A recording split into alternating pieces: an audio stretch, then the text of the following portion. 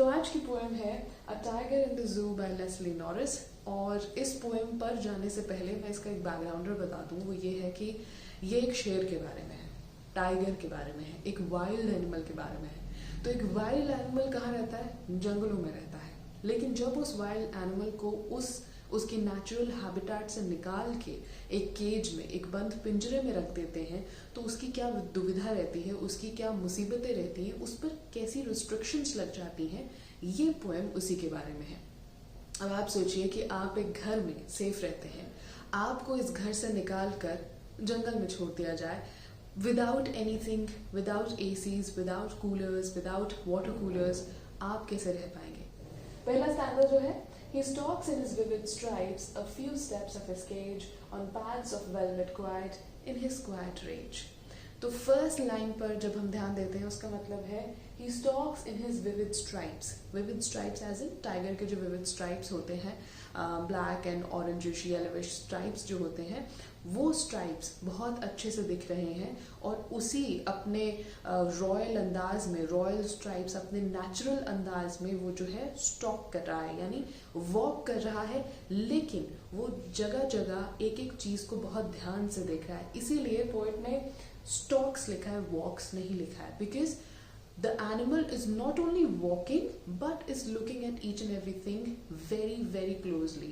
and why is it so? because animal को एक cage में आपने डाल दिया है, वो अपना नेचुरल हैबिटेट खोज रहा है या एक मौका खोज रहा है कि कैसे वो जेल को तोड़े, उस केज को तोड़े और भाग के वापस जंगल चले जाए। Next line, the few steps of his cage. Few steps से बहुत क्लियरली पोएट ने बताया है कि ज्यादा जगह नहीं है उस पिंजरे में, बहुत थोड़ी सी जगह है और उसी जगह में वो जो टाइगर है वो वॉक कर रहा है। फ्यू स्टेप्स से इस बात पे भी स्ट्रेस देने की कोशिश की गई है कि भाई पहले पूरा जंगल था, पूरे जंगल में वो घूमता था, पूरे जंगल में उसका राज था, लेकिन अभी वो थोड़े से स्टेप्स हैं जिसमें वो एनिमल जो है चल रहा है। On pads of velvet quite, यानी उसके जो पैर हैं, जो पंजे हैं, आप अगर कभी भी देखिएगा कोई भी एनिमल होगा उसके पंजे बहुत सॉफ्ट होंगे, स्पेशली जो कैट्स हैं उनके पंजे बहुत सॉफ्ट होंगे, इसीलिए उन्हें टिप टो कहा जाता है कि वो हमेशा टिप टो करके चलती हैं। तो टाइगर्स और हमारे लायंस और लेपर्ड्स, चीताज, ये भी बहुत ही टिप टो करके चलते हैं जब इन्हें अटैक करना रहता है, हंट करना रहता है। इसी वजह से उनके जो पंजे हैं वो पैडेड रहते हैं ताकि आवाज ना हो। सो वेलवेट क्वाइट से यही बताना चाह रहे हैं कि वो जो एनिमल है उस केज में चल रहा है, आवाज नहीं हो रही क्योंकि उसके पंजों में वो जो सॉफ्टनेस है, नेचुरल सॉफ्टनेस है, वो है जो कि पोएट ने वेलवेट से कंपेयर किया। That is very soft and it is not making any noise, but one can see the tiger because उसके स्ट्राइप्स जो है बहुत ही विविड है, तो दूर से भी देखा जा सकता है इवन इफ आप उसे सुन नहीं पा रहे हैं because of the velvet quiet. And in his quiet rage, मतलब अंदर पूरा गुस्सा भरा हुआ है लेकिन टाइगर कुछ कर नहीं पा रहा है बिकॉज उसी पिंजरे में वो बंद है और गुस्सा करके भी क्या करेगा, अल्टीमेटली कोशिश करेगा निकलने की लेकिन नहीं निकल पाएगा। तो क्वाइट रेज मतलब अंदर पूरा गुस्सा भरा हुआ है लेकिन वो दिखा नहीं पा रहा है, कह नहीं पा रहा है, बात अपनी जाहिर नहीं कर पा रहा है। अब इसमें ना कुछ पोइटिक डिवाइसेस यूज हुए हैं जिन पर हम ध्यान दे लेते हैं। सबसे पहले है राइम स्कीम और वो है ABCD, बिकॉज स्ट्राइप्स और क्वाइट इतना मैच नहीं कर रहा है जितना कि केज और रेज मैच कर रहा है। So I have written it wrongly, actually it is B only. So ABCD, right? जो लास्ट वर्ड होता है वो जिसके साथ राइम कर रहा होता है उसकी सेम राइम स्कीम होती है। So it is ABCB। Okay, then if we see कि इसमें विविड स्ट्राइप्स लिखा गया है, विविड स्ट्राइप्स, यानी कि आप जैसे ही आप ये शब्द पढ़ते हैं आपके दिमाग में एक इमेज आ जाती है, इसीलिए इस पोएटिक डिवाइस को कहते हैं इमेजरी। इमेजरी, क्योंकि कोई भी ऐसा शब्द जिसकी वजह से एक फोटो आपके दिमाग में आ जाए उसे कहते हैं imagery. Next we have his, या फिर अगर हम ही की भी बात करें, एनिमल है, एनिमल को एज ह्यूमन लिखा गया है पोएम में, तो इसीलिए ही, हिज यूज किया गया है। अब इस ट्रिक को क्या कहते हैं? इस ट्रिक को कहते हैं पर्सोनिफिकेशन। जब आप एक एनिमल या एक थिंग को एक इंसान की तरह ट्रीट करें या लिखें, उसे कहते हैं personification. Next is pads of velvet quite. अब ये जो है मेटाफर है। मेटाफर क्यों है? क्योंकि वेलवेट से उसके पंजों को कंपेयर किया गया है। तो वेलवेट जो कि एक चीज है, उसे एक एनिमल के पंजों से कंपेयर किया गया और इनडायरेक्ट कंपैरिजन है, इसीलिए इसे मेटाफर कहा जा रहा है। ऑल्सो क्वाइट रेज, अब ये ऑक्सीमोरॉन है। ऑक्सीमोरॉन मतलब कि जब दो ऑपोजिट शब्द एक साथ इस्तेमाल किए जाते हों किसी एक सिचुएशन को डिफाइन करने के लिए। तो क्वाइट रेज, अब रेज जो है गुस्सा है, तो गुस्सा क्वाइट कैसे हो सकता है? ऑपोजिट शब्द हो गए, लेकिन एक ही सेंटेंस में यूज किए गए हैं, इसीलिए क्वाइट रेज जो है वो ऑक्सीमोरॉन का एग्जाम्पल है। ठीक है, ये एक और पोएटिक डिवाइस हो गई। अच्छा, S S S S S, इतने सारे एसेस जब एक ही सेंटेंस में यूज होते हैं तो उसे कहते हैं कॉन्सोनेंट, और जब हमारे वावल्स यूज होते हैं तो उसे कहते हैं एसिडेंट्स। तो हमारे वावल्स कहाँ यूज हुए हैं? इन, हिज, विविड, स्ट्राइप्स। तो इसीलिए इसमें कॉन्सोनेंट्स और एसोनेंट्स दो और पोएटिक डिवाइसेस हैं जिनका इस्तेमाल हुआ है। तो सेकंड स्टैंजा में पोएट क्या कहते हैं जानते हैं। He should be lurking in a shadow, sliding through long grass, near the water hole where plump deer pass. तो हम बात कर रहे थे एक टाइगर की, जो कि अपने नेचुरल हैबिटेट यानी कि जंगल से निकालकर एक केज में डाल दिया गया है, क्योंकि वो टाइगर अब एक जू का हिस्सा है और इसी वजह से वो अपने नेचुरल हैबिटेट यानी जंगल में नहीं रह पा रहा है। तो फर्स्ट स्टैंजा में हमने देखा था कि कैसे वो जंगल में ना होते हुए जंगल को मिस कर रहा है, और उसकी जो बॉडी लैंग्वेज है उस फीलिंग को बताती है, क्योंकि वो थोड़े स्टेप्स ले पा रहा है, केज में थोड़ी जगह है और लोग उसे देख रहे हैं और वो मौका ढूंढ रहा है कि कैसे वो यहाँ से एस्केप कर जाए, और अंदर उसके बहुत ज़्यादा गुस्सा है, लेकिन वो कुछ कर नहीं पा रहा है because he is tied at one spot and he is inside this big cage. The problem is कि केज चाहे जितना भी बड़ा हो, टाइगर को वो हमेशा छोटा ही लगेगा। जंगल के आगे एक पिंजरा क्या चीज है, राइट? सो सेकेंड पैराग्राफ में बात हो रही है कि क्या उसके साथ होना चाहिए था। अभी फिलहाल वो पिंजरे में है, लेकिन होना उसके साथ क्या चाहिए था? पहली बात, he should be lurking in the shadow. Lurking in Shadow मतलब शैडो में जब कोई घूमता है उसे कहते हैं लर्किंग इन शैडो। शैडो मतलब अंधेरी वाली जगहों पर, या फिर कहा जाए तो बहुत सारे ट्रीज हों और पूरा शेड पड़ा हो और अंधेरे में उस शेड में कौन है ये जान ना पाए, तो ऐसी शैडो भरी जगह, शेड भरी जगह, तो टाइगर को ऐसी जगहों पर घूमना चाहिए था। अब ये क्यों कहा जा रहा है? क्योंकि जंगल में हमेशा टाइगर खुले में नहीं घूमता है, राइट? कभी कभी वो दिखता है। इनफैक्ट जब हम जाते भी हैं किसी जंगल में टाइगर साइटिंग के लिए, लायन साइटिंग के लिए, तो हमें बहुत इंटीरियर्स में, कोर में लेके जाया जाता है ताकि पॉसिबिलिटी हो कि टाइगर दिख पाए, क्योंकि टाइगर जो है आम खुले में नहीं घूमता है, उसका एक कोर एरिया होता है, कोर जोन होता है जहाँ पर टाइगर रहता है। मैं भी जब उत्तराखंड गई थी, we also went quite close to the core zone but we couldn't sight a tiger. तो इसीलिए कहा जा रहा है कि टाइगर को एक्चुअली शैडोज में लर्क करना चाहिए, वहां पर घूमना चाहिए। दूसरी line, sliding through long grass. अब टाइगर की हंटिंग की एक टेक्निक होती है, जो लंबी ग्रास होती है जिसको हम एलिफेंट ग्रास भी कहते हैं, उस ग्रास में टाइगर जो है हमेशा रहता है, लर्क करते हुए चलता है ताकि कोई भी और जानवर उसे स्पॉट ना कर ले और वो आसानी से चुपचाप दबे पहुंच जाए और हंट कर ले। तो he should be lurking in shadow, sliding through long grass, यानी कि स्लाइड करते हुए, लर्क करते हुए उसे रहना चाहिए। Near the water hole where plump deer pass.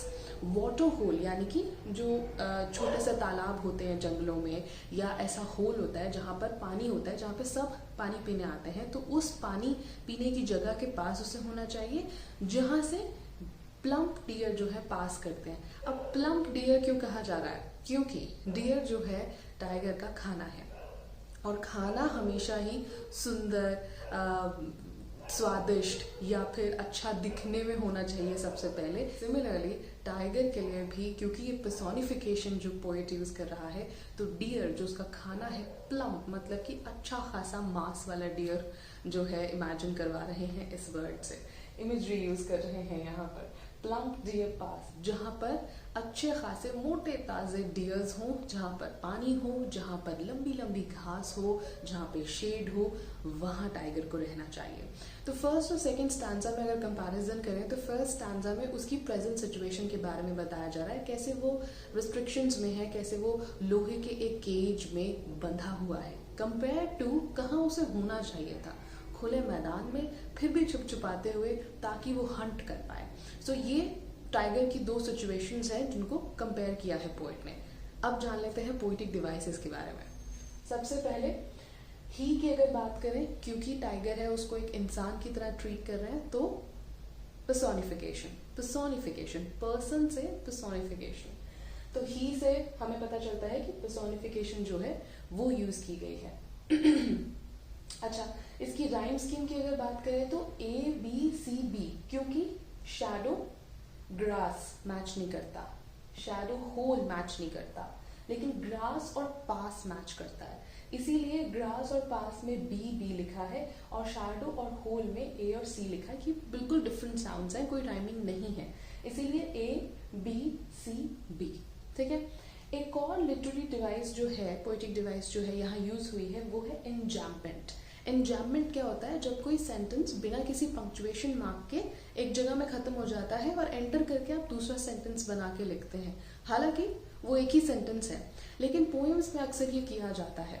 So the thought is running, sliding through long grass near the water hole where plump deer pass. This is one whole sentence.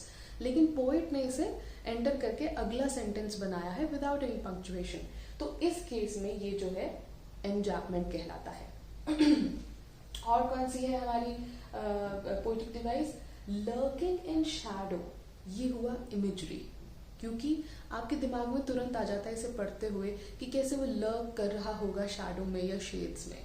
दूसरा, sliding through long grass, अब long से आप imagine कर लेते हो कि लंबी घास होगी और उसके थ्रू वो स्लाइड करते हुए जा रहा है, तो sliding through long grass, again imagery, तो पर्सोनिफिकेशन हो गया, इमेजरी हो गया, एन्जैम्पमेंट हो गया। There's one more poetic device and that's alliteration. Alliteration क्या होता है? Alliteration होता है जब हम सिमिलर अल्फाबेट से किन्हीं दो वर्ड्स को शुरू करें एक ही सेंटेंस में। अब जैसे ये है, he should be lurking in shadow, तो should का श और shadow का श सेम है एंड वाउल्स नहीं है, they're just alphabets, तो इसीलिए यहाँ पर जो है alliteration का इस्तेमाल किया गया है। एक और alliteration है ये, where plump deer pass, तो plump का प और pass का प, again alliteration. So these were the poetic devices. So first stanza में हमें पोइट ने बताया था कि टाइगर कहाँ है और वो वहाँ रह के खुश नहीं है क्योंकि वो उसका नेचुरल हैबिटेट नहीं है। सेकेंड स्टैंजा में पोएट ने हमें बताया था कि उसका एक्चुअली घर क्या है, कहाँ उसे रहना चाहिए, क्या उसे खाना चाहिए और कितना फ्री उसे रहना चाहिए। नाउ थर्ड स्टैंजा में ये थॉट कंटिन्यूएशन में है और पोएट हमें बता रहे हैं कि टाइगर की एक्चुअली नेचर कैसी है, दिनचर्या में वो क्या क्या कर सकता है। So the third stanza is like this, He should be snarling around houses. घरों के आसपास टाइगर को गुर्राना चाहिए। Snarling is गुर्राना। At the jungle's edge, जंगल के एज पर जो घर हैं उनके आसपास टाइगर को गुर्राना चाहिए। Baring his white fangs, his claws terrorizing the village. Baring मतलब अनकवर करके, अपने फैंग्स और क्लॉज को अनकवर करके विलेज वालों को, गांव वालों को डराना चाहिए। So what happens is a tiger can travel to a lot of kilometers in a day. अगर मैं ये भी कहूँ ना कि भाई 10-20 किलोमीटर कुछ बड़ी बात नहीं है टाइगर के लिए, so I'm not wrong actually. Tiger can travel within a day for kilometers. और इसीलिए वो जानता है कौन से कोने में कौन सा जानवर रहता है, जंगल के कौन से नुक्कड़ कॉर्नर पर क्या है, टाइगर को सब मालूम रहता है। इसीलिए यही जो उसकी डेली की वॉक है, ये वॉक करते करते कई बार टाइगर्स जो होते हैं जंगल के एज पे पहुंच जाते हैं। अब एज के आगे क्या है? रेजिडेंशियल एरिया है। तो टाइगर की ये नेचुरल आदत है, हैबिट है कि उसको चलना ही है और चलते चलते एज तक पहुंच ही सकता है और वहां पर जब वो लोगों को देखता है और घरों को देखता है तब वो गुर्राता है। गुर्राना भी उसकी नेचुरल हैबिट है और गुर्राता है। और गुर्राता कैसे है? अपने फैंग्स और अपने क्लॉज को दिखाते हुए। क्योंकि टाइगर की आदत क्या है? हंट करना, खुद को सुप्रीम दिखाना, और उसी सुप्रीमेसी दिखाने के चलते जब वो ये दिखाता है कि मैं पावरफुल हूँ, मुझ में स्ट्रेंथ है, उसको प्रूव करने के लिए वो गुर्राता है, विलेज वालों को यानी गांव वालों को डराता है और अपने फैंग्स और क्लॉज को दिखाते हुए ये सारा काम करता है। सो this is the natural normal behaviour of tiger. Instead क्या हो रहा है कि टाइगर एक केज में है और वहां पर उसने अपना गुस्सा दबाया हुआ है और थोड़ी सी जगह पर ही चल पा रहा है। अनलाइक दैट, टाइगर का नेचुरल बिहेवियर क्या है कि वो मीलों चलता है। मीलों चलने के बाद वो जंगल के एज पर भी पहुंच सकता है, घरों के आसपास गुर्रा सकता है, उसकी आवाजें गांव वाले सुन सकते हैं और अपने फैंस और क्लॉज दिखाते हुए गांव वालों को डरा भी सकता है। सो this is the third stanza. I hope you're liking the poem because it's a very simple poem but gives out a huge message that we should not actually try to domesticate wild animals for our own selfish needs. So this shouldn't be done. अगर आप अपने घर में रहना चाहते हैं तो वो भी तो अपने घर में रहना चाहते हैं. Coming to the poetic devices. So the very first is कि इसकी rhyme scheme क्या है? So houses, edge, clause, village. So I think it should be A, B, C, B because edge and village rhyming, but houses, clause, edge, village एक साथ rhyme नहीं करते हैं. इसीलिए I think it is A, B, C, D. Second we have is enjambment, जैसे मैंने आपको बताया था वो sentence जिसका thought continuation में होता है लेकिन poet उसे तोड़कर enter करके दूसरा sentence बनाता है. तो ऐसे sentence में कोई punctuation mark नहीं होता है और उसका आधा हिस्सा अगले sentence में होता है. So we have, he should be snarling around houses, कोई भी यहाँ पे punctuation mark नहीं है, at the jungle's edge, और edge के बाद एक comma है. So this is one thought distributed in two sentences. Okay? So this here we have enjambment. Also we have personification, जैसा कि मैंने आपको बताया था कि person से personification. So if I say he, tiger के लिए जो कि एक इंसान नहीं है, तो इसीलिए मैंने personification device use किया. And then we have imagery, snarling around houses, white fangs, terrorizing the village. अब जब भी आप ये शब्द पढ़ेंगे आप imagine कर सकते हैं, snarling around houses, घरों के आसपास गुर्राता हुआ, है ना, white fangs या claws, आप ये imagine कर सकते हैं. टेरराइजिंग द विलेज की गांव वाले डरे हुए हैं, ये भी आप इमेजिन कर सकते हैं. तो जो भी शब्द जिससे आपके दिमाग में एक पिक्चर आती हो उन्हें पिक्चर वर्ड्स कहते हैं और पोएम में जब ये डिवाइस यूज होती है तो उसे इमेजरी कहते हैं. ठीक है? And that's it. These are the poetic devices that we have in this stanza. So in the very first stanza poet ने ये बताया कि टाइगर के साथ हो क्या रहा है. वो एक पिंजरे में बंद है और बहुत गुस्से में है. क्यों का जवाब सेकंड स्टैंजा में था, क्योंकि टाइगर का जो नेचुरल हैबिटेट है वो जंगल है, वहां उसको होना चाहिए. थर्ड, उसका नेचुरल बिहेवियर डिमीनर क्या है वो थर्ड स्टैंजा में बताया गया था कि टाइगर नेचुरली जो है गुस्सैल है और वो अपने फैंग्स और क्लॉज दिखाने में डरता नहीं है और किसी भी विलेज वाले को डराने से हिचकता नहीं है. सो ये 3 स्टैंजास थे. फोर्थ स्टैंजा में बैक टू रियलिटी है, यानी कि टाइगर इस वक्त है कहाँ, वापस पोएट उसके बारे में बात कर रहा है. कभी कहते हैं ना कि पोएम की समरी क्या है. पोएम की एक लाइन में समरी ये है कि एक बेचारे टाइगर की दुख गाथा के बारे में बताया गया है और वो दुख क्यों है उसके बारे में बताया गया है. तो क्यों का हिस्सा जो है वो चौथे स्टैंजा में है. Let's get to it. चौथा स्टैंजा क्या है? But he is locked in a concrete cell, his strength behind bars, stalking the length of his cage, ignoring visitors. So हमारा फोर्थ स्टैंजा कहता है कि हालांकि टाइगर को जंगल में होना चाहिए था, गुर्राना चाहिए था, हंट करना चाहिए था और खुले आसमान के नीचे जीना चाहिए था, लेकिन ये जो हमारा लेकिन है ना, इसी की वजह से पूरी कहानी है. लेकिन he is locked in a concrete cell, वो एक अब सेल यूज किया है उसने, सेल मतलब कि एक प्रिजन, एक जेल, एक कॉन्क्रीट जेल, यानी वो जेल जिसको तोड़ा नहीं जा सकता, वहां पर वो बंद है, लॉक्ड है। His strength behind bars, bars मतलब सलाखें, सलाखों के पीछे उसकी स्ट्रेंथ कैप्चर्ड है, उसकी ताकत कैप्चर्ड है। अब इस स्ट्रेंथ से पोइट दो तीन चीजें जो है बता रहे हैं, वो हम पोइटिक डिवाइसेस जब जानेंगे उस वक्त मैं आपको बताऊंगी कि स्ट्रेंथ से और क्या मतलब है। बेसिकली कहा जाए तो उस बार्स के पीछे, सलाखों के पीछे टाइगर, टाइगर की स्ट्रेंथ, टाइगर की मैग्नानिमिटी सब कैद है। ठीक है। Stalking the length of his cage, ignoring visitors.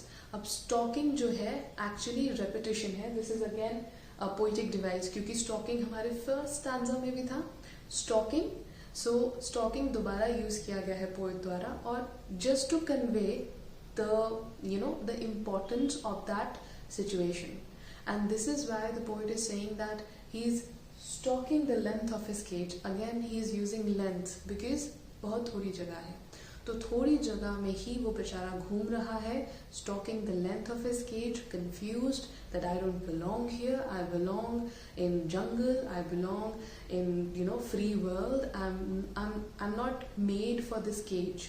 तो इस सेंटेंस से पोएट ये भी कहना चाह रहे हैं, इग्नोरिंग विजिटर्स, बिकॉज वो टाइगर जो है जू में है। अब जू में एनिमल्स को रखा जाता है किसके लिए? ह्यूमंस के लिए।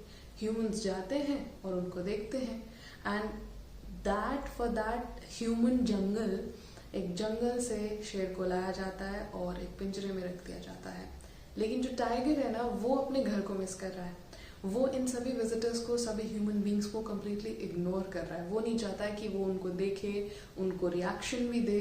बट हाँ, ह्यूमंस इन ऑ हो ही सकते हैं, because even when I went to a zoo and to a jungle, I was in awe of animals, of elephants, of various kinds of trees and various kinds of animals and birds, but they don't find it okay because actually आप उनके घर में घुस रहे हो, you're breaking in, और यहाँ तो आप उनको उनके नेचुरल हैबिटाट, उनके घर से निकाल कर एक पिंजरे में बंद करके एक शो पीस की तरह रख देते हो, जहाँ वो कुछ नहीं कर पा रहा है, कंफ्यूज्ड है, स्ट्रेंथ उसकी बंद है, and he is not happy, very angry, और इन सभी थॉट प्रोसेसेस के साथ विजिटर्स को वो कंप्लीटली इग्नोर कर रहा है। आप कभी जू में अगर जाए ना, ये बात नोटिस कीजिएगा, lions and tigers are not at all interested in you guys, never. Anyway, poetic devices की बात करते हैं। सबसे पहले अगर राइम स्कीम की बात करेंगे, सो यहाँ पर कोई भी ऐसा लास्ट वर्ड नहीं है जो दूसरे से राइम कर रहा हो। So we have cell, bars, cage and visitors, तो बिल्कुल भी राइमिंग नहीं है, इसीलिए A, B, C and D, simple. Then we have personification, जैसा कि मैंने पहले भी बताया था कि टाइगर को as a human being refer किया जा रहा है, बार बार ही यूज किया जा रहा है, हिम यूज किया जा रहा है। सो इन वर्ड से पता चलता है कि हमारा जो पोएट है वो पोएटिक डिवाइस पर्सोनिफिकेशन यूज कर रहे हैं। दूसरा है एलिट्रेशन। एलिट्रेशन क्या होता है? जब क्लोजली निट वर्ड्स होते हैं एक के बाद एक और सेम अल्फाबेट से शुरू हो रहे होते हैं, तो उसे कहा जाता है एलिट्रेशन। अब इस केस में कॉन्क्रीट सेल, सी स साउंड जो है रिपीट हो रहा है, so it is alliteration. Next we have what? We have strength. ओहो, स्ट्रेंथ तो सबसे ज्यादा जरूरी है। यहाँ पर स्ट्रेंथ में एक पोएटिक डिवाइस होती है मेटोनमी, वो यूज की जा रही है। इट सिंपली मीन्स जब आप एक ऐसा शब्द यूज करते हैं जिससे आप सिर्फ उस शब्द के मीनिंग को कन्वे नहीं कर रहे हैं, जबकि आप और भी मीनिंग्स को कन्वे कर रहे हैं जो कि क्लोजली रिलेटेड है। अब ये सेंटेंस क्या है? His strength behind bars. इसका डायरेक्ट मीनिंग क्या है कि टाइगर की जो ताकत है, जो उसकी स्ट्रेंथ है, वो सलाखों के पीछे है। लेकिन पोएट इस स्ट्रेंथ शब्द से दो तीन चीजें और कहना चाहता है। वो है, पहला, टाइगर की स्ट्रेंथ तो पीछे है ही, बांध के रख दिया है उस जेल ने उस टाइगर को। दूसरा, टाइगर का जो क्लास होता है, जो स्वैग होता है, जो मैग्नानिमिटी होती है कि हम जब टाइगर को देखते हैं हम कितने हैरान होके, बहुत चक्के होके देखते हैं कि भाई this is tiger, you know. तो वो मैग्नानिमिटी भी जो है वो उन सलाखों के पीछे है, वो बाहर नहीं आ पा रही है। और जितना खूबसूरत एक वाइल्ड एनिमल जंगल में लगता है, केज में नहीं लग सकता, तो वो खूबसूरती भी उसकी बंधी हुई है, उन सलाखों के पीछे है। तो स्ट्रेंथ से 2-3 चीजें जो है पोएट कन्वे कर रहा है। It is not only his power that has been controlled, but his class, his swag, his magnanimity and the awesomeness this wild animal has, that has also been controlled by the bars. So एक word से different meanings, उसे कहते हैं metonymy. Okay, and what else, we have symbolism also, क्योंकि cage से, जब poet cage use कर रहे हैं और स्काई भी पोएट ने यूज किया है पोएम में, तो केज और स्काई से 2 ऑपोजिट फीलिंग्स को बताया जा रहा है। केज मतलब बंधा हुआ सा माहौल जहाँ पे उसकी फ्रीडम खत्म हो गई, और स्काई मतलब खुला आसमान जहाँ पे फ्रीडम से टाइगर जो है सर्वाइव कर सकता है। तो 2 ऑपोजिट चीजें, लेकिन सिंबलिज्म मतलब एक थिंग से आप उस फीलिंग को जब बताते हैं उसे कहते हैं सिंबलिज्म। तो हमारे पास यहाँ चीज क्या है? केज, या चीज क्या है? स्काई। लेकिन हम बता क्या रहे हैं? रिस्ट्रिक्शंस, बंधा हुआ फीलिंग और आजादी की फीलिंग। तो जब आप फीलिंग को किसी थिंग से रेफर करते हैं तो उसे कहते हैं सिंबलिज्म। और पोएट ने केज से और स्काई से सिंबलिज्म पोएटिक डिवाइस का भी यूज किया है। सो एज वी नो कि हमारा पोएम का जो जर्नी रहा है, पहले हम जू में थे, फिर हम जंगल पे गए, उसके बाद हम natural behaviour, demeanour of the tiger पे गए, और फिर बैक टू रियलिटी आए, यानी कि जू में आए। अब फिर से हम रियलिटी में ही हैं, and it is ending at a very sad note, because मैंने जैसे बताया था कि एक दुख गाथा है एक टाइगर की, और वो इसलिए है बिकॉज वो टाइगर वहां नहीं रहना चाहता, वो अपने घर जाना चाहता है। So, in the 5th stanza, he hears the last voice at night, the patrolling cars, and stares with his brilliant eyes at the brilliant stars. So, he hears the last voice at night. Last voice at night can refer to 2 things. जो मुझे लगता है it is referring to the last visitor who has visited the zoo, and also the last man who's locking everything down and shutting down the zoo. So last voice मतलब वो तो पिंजरे में ही है, वो तो कहीं जा नहीं सकता, वो वहीं उसी कंक्रीट पिंजरे में, केज में बंधा हुआ है अपनी रिस्ट्रिक्शंस के साथ। तो उसको आखिरी जो विजिटर है उसकी आवाज़ भी सुनाई देती है। और मेरे हिसाब से एक और मीनिंग है कि आखिरी जो पियून है, जो सिक्योरिटी गार्ड हैं, जो फाइनली जू को बंद करके जा रहे हैं अपने घर में या अपनी हट में, तो उनकी आवाज़ भी टाइगर को वहाँ बैठे बैठे सुनाई देती है। और वैसे भी और कोई काम नहीं है, basically they want to say कि tiger is just helpless listening to these sounds daily, and he has no choice because he can't go out of the cage and can't go at his home. The patrolling cars, so last voice के साथ साथ patrolling cars भी उसे सुनाई दे रही हैं जो siren बजाती हुई, it could be forest department, it could be the police जो आसपास घूमते हैं, उनके सायरन्स और उनकी पेट्रोलिंग कार्स की आवाज़ें भी टाइगर को सुनाई दे रही हैं। Yet again the helplessness कि सुनना ही पड़ रहा है because वो वहीं है, he doesn't have a choice to actually move out and go to a place where he can relax and chill. He doesn't have a choice. Helplessness. And stares with his brilliant eyes at the brilliant stars. So he's staring at the brilliant stars with his brilliant eyes. तो अपनी आँखों से वो उन तारों को देख रहा है जो बहुत ही ज़्यादा शाइन कर रहे हैं, because in a zoo when the lights are off you can see the sky very clear, you can see the stars very clearly.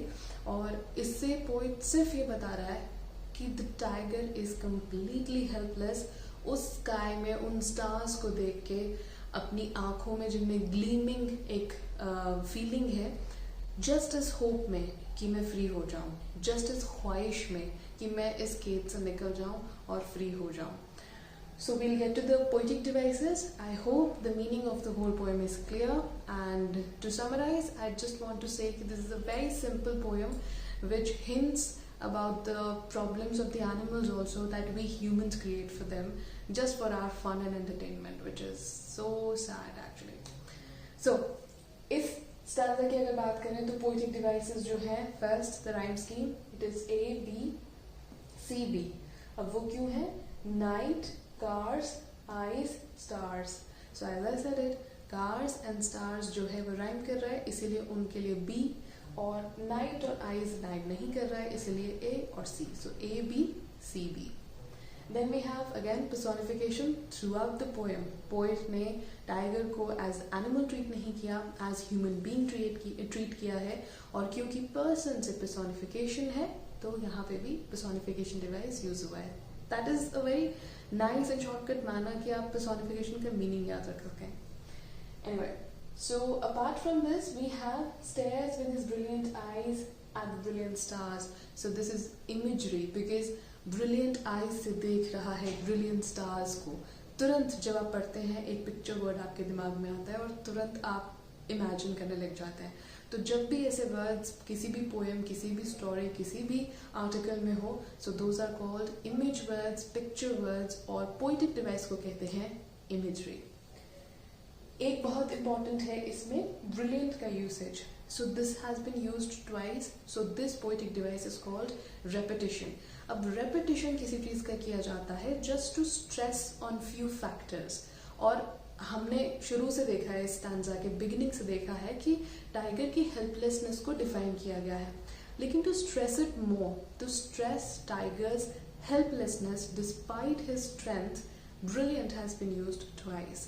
और इसी ट्वाइस यूसेज को हम रेपिटिशन कहते हैं. अब जैसे stares with his brilliant eyes at the brilliant stars. So the poet is trying to say कि tiger चाहता है कि वो खुले आसमान में उन तारों के नीचे आराम से सोए, बिना किसी दिक्कत, बिना किसी रिस्ट्रिक्शन के.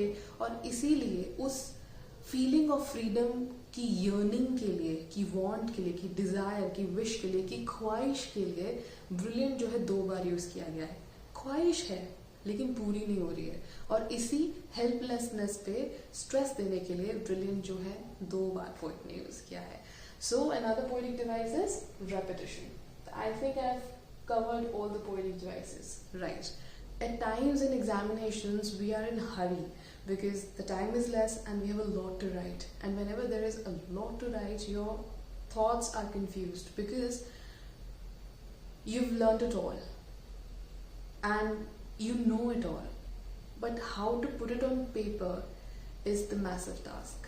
And for that I have an idea, and that idea I'm going to share it with you. So whenever there is a question related to poem, the very first thing that you should do is write a little bit about the poet of that poem. So we have our poem A Tiger in the Zoo. Unke poet hai Leslie Norris. So you write that the poem A Tiger in the Zoo has been written by Leslie Norris, who is a Welsh poet and short story writer. Okay? And make sure that you write his date of birth and till the time he was in the world. So 21st May 1921 to 6th April 2006. फिर आप 1-2 poems या 1-2 short stories के titles याद कर लीजिए related to the poet, and you can quote them कि हमारे जो पोएट हैं उनको इन पोएम्स के लिए अवार्ड्स मिले, या फिर आप लिख सकते हैं कि ये पोएम्स इनकी बहुत फेमस पोएम्स हैं.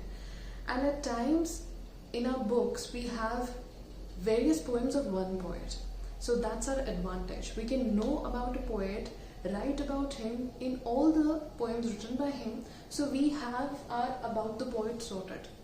So that's how you start the answer. मान लो कि सवाल ये है कि पोएम की समरी बताइए, ठीक है? तो you should not actually get to the summary directly. आपको सबसे पहले अबाउट द पोएट लिखना चाहिए. अबाउट द पोएट थोड़ा सा लिखने के बाद यू स्टार्ट विद समरी. यहाँ मैंने शॉर्ट समरी इसलिए लिखा है कि मान लीजिए क्वेश्चन समरी पे नहीं है, क्वेश्चन टाइगर की कंडीशन पे है, उस पॉइंट पर आप समरी बड़ी नहीं लिख सकते. आपको शॉर्ट में एक समरी लिखनी चाहिए 2-3 लाइनों में, जिसमें आप एक्सप्लेन कर दें कि पोएम का सब्जेक्ट मैटर क्या है. But when the question is about summary, then you should write a long summary, and here you will not write a short summary, you will write a long summary so that your answer is justifiable. Then after short summary आपको उस सवाल का जवाब देना चाहिए. जैसा कि मैंने कहा, अगर तो समरी का क्वेश्चन है फिर तो आपका आंसर यहीं से शुरू हो गया. लेकिन अगर आपका क्वेश्चन समरी पर नहीं है और कोई और पोएम से रिलेटेड क्वेश्चन है, तो आप सबसे पहले पोएट के बारे में बताइए, फिर समरी लिखिए छोटी सी, और उसके बाद आप आंसर की शुरुआत कीजिए. Now this answer depends on the marking, कि अगर तो 3 मार्क्स का क्वेश्चन है तो you write a paragraph of an answer. अगर 5 मार्क्स का क्वेश्चन है then you write 2 paragraphs, depending कि आप कितने में एक्सप्लेन कर पा रहे हैं और आपके जितने पॉइंट्स थे क्या 2 पैराग्राफ्स में एक्सप्लेन करने के बाद पूरे हो गए. नहीं पूरे हुए you can write a bit more. ठीक है, अब उससे ज़्यादा मत लिखिएगा because it will be very difficult for even for the the reviewer. Okay, उसके बाद you can write literary devices. For example the question is about the tiger and उसके बारे में पूछा हुआ है कि टाइगर की फीलिंग क्या है. अब आप ये कहेंगे कि भैया पूरी पोएम में तो लिटरेरी डिवाइसेस थे, पोएटिक डिवाइसेस थे, लिटरेरी और पोएटिक डिवाइसेस. सो आप सोचेंगे कि पूरी पोएम में थे, अब मैं कौन से पोएटिक डिवाइसेस लिखूं. So you right a few of them. जैसे रेपिटेशन कॉमन था, पर्सोनिफिकेशन कॉमन था, राइट, इमेजरी कॉमन थी. ये 3 ऐसे पोएटिक डिवाइसेस थे जो हर स्टैंजा में हमको मिले. So you right that while reading this poem we come across imagery, personification as the most used poetic devices. आपको कोई और भी लिखता है आप वो भी कॉमा डाल के लिख सकते हैं कि ये जो है सबसे ज़्यादा यूज किए गए पोएटिक डिवाइसेस हैं. इन डिवाइसेस में एग्जाम्पल्स लिख दीजिए because when you study a poem ना ऑटोमेटिकली थोड़ी थोड़ी याद होने लगती है. तो जब आप इमेजरी की बात लिखेंगे तो आप केज की बात लिख दीजिए, sky, brilliant stars, brilliant eyes इसकी बात लिख दीजिए, वाइट फैंग्स, क्लॉज इसकी बात लिख दीजिए. और उसके बाद फिर जब आप पर्सोनिफिकेशन पे आते हैं तो ही का इस्तेमाल हुआ है, हिम का इस्तेमाल हुआ है, एक लाइन में वो लिख दीजिए. So this is how you tell कि आई नो माई सब्जेक्ट. और इस तरह से जब आप आंसर लिखते हैं it surely tells the examiner that you know your poem. Okay, and finally you right the conclusion जो कि समरी से मिलता जुलता होता है, बट कंक्लूजन में ना थोड़ा सा अपना इनपुट देना होता है. Not exactly judging the poem but yes telling that the poet said this and I derive this out of that. For example इस पोएम की अगर बात करें तो the poet has simply said that the tiger is in a very helpless state but he is reminiscing about his home, his natural habitat which is there, jungle, and he wants to go back but he's unable to, and this helplessness has been described by the poet brilliantly. Towards the end you write, while reading this poem I felt the thought process of the poet and I completely agree. At times human beings are bit more selfish and they do whatever they want to do with the nature and the wild animals. अब इस input से you have given your own opinion और इससे examiner को ये समझ आता है कि ये बंदा सिर्फ पोएम को रट के नहीं आया, समझ के आया है. So this is the way you should attempt the question whenever it comes to poems. धीरे धीरे मैं चैप्टर्स पे भी जाऊंगी और चैप्टर्स के सवालों को कैसे जवाब देते हैं एग्जाम में वो भी बताऊंगी. ऑल्सो एक बहुत ही छोटी बहुत ही क्लीन ट्रिक है जिससे आप अपने आंसर्स को हाईलाइट कर सकते हैं.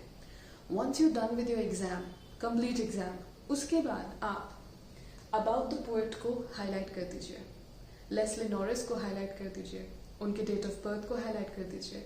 इसके अलावा he was a Welsh poet and short story writer, उसको अंडरलाइन कर दीजिए with pencils. I use to do with pencils because with pencils it seems cleaner. I disagree with underlining it with reds and blacks and whatever colors people have these days. Highlighter भी मुझे बहुत ही awkward लगता है, बहुत ही unclean लगता है. But then if you use pencils, I think they're the best to convey your answers in a clean, nice, crisp manner. तो आप अपने headlines को जो है highlight कर सकते हैं पेंसिल से underline करके. जो important चीज़ें उन्हें highlight कर सकते हैं पेंसिल से underline करके. अब आप सोचिए कि आप लिटरेरी डिवाइसेस लिख रहे हैं in a sentence, but when you underline imagery, personification, enjambment, तो सीधा एग्जामिनर की नज़र उस पर जाती है full marks. I am just kidding, I know English में पूरे मार्क्स नहीं मिलते but 4.5 So this is how you attract your examiner's eye directly to what you want to convey.